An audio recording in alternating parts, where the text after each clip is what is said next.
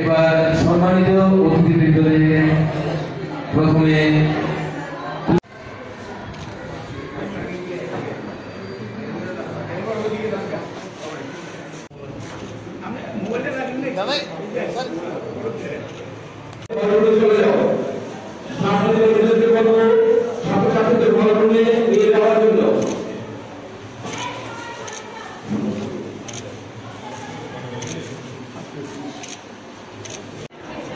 রক্তদান শিবির সচেতন বিদ্যা নিকেতনের এনএসএস ইউনিটের 7 দিনব্যাপী যে স্পেশাল প্রোগ্রাম শুরু হতো যার সমাপ্তি অনুষ্ঠান আছে।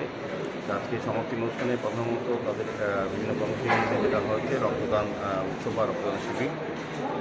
আমি প্রথমেই সচেতন বিদ্যা নিকেতনে এনএসএস ইউনিটের যারা ভলেন্টিয়ার আছেন বিশেষ করে যে আজকে যারা মহতি অনুষ্ঠানে উপস্থিত আছেন আমাদের সেন্ট্রাল জোনের চেয়ারম্যান আন্তর্জাতিক মিউনিসিপাল কর্পোরেশনের কর্পোরেটর ডক্টর মহোদয়া, আমাদের এসএমসি কমিটি বিদ্যা নিকেতনের যিনি সচিব ডক্টর মজুমদার সহ বিদ্যালয়ের প্রধান শিক্ষিকা বা শিক্ষিকা সুব্রত গাঙ্গুলি মহোদয়া এবং প্রাক্তন শিক্ষক আছেন বিদ্যালয় সহ এনএসএস ইউনিটের যারা ভলেন্টিয়ার আছেন এবং বিদ্যালয়ের যারা সম্মানীয় শিক্ষক শিক্ষিকা সহ যারা উপস্থিত আছেন প্রত্যেককে ধন্যবাদ জানাই।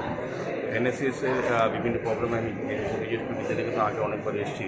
তো এনএসএস যে মূল উদ্দেশ্য যে পড়াশোনার পাশাপাশি ছাত্রছাত্রীদের নিজেকে প্রয়োজনে তৈরি করা, নিজেকে মানুষের সেবা মানুষের কাজে তৈরি করা, সেক্ষেত্রে এনএসএসের বিভিন্ন কর্মসূচি বিভিন্ন হয় থেকে বিভিন্ন প্রোগ্রাম নেওয়া থেকে তার মধ্যে রক্তদান শিবির।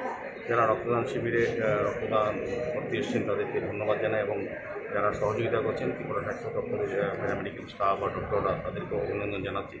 আমার আশা থাকবে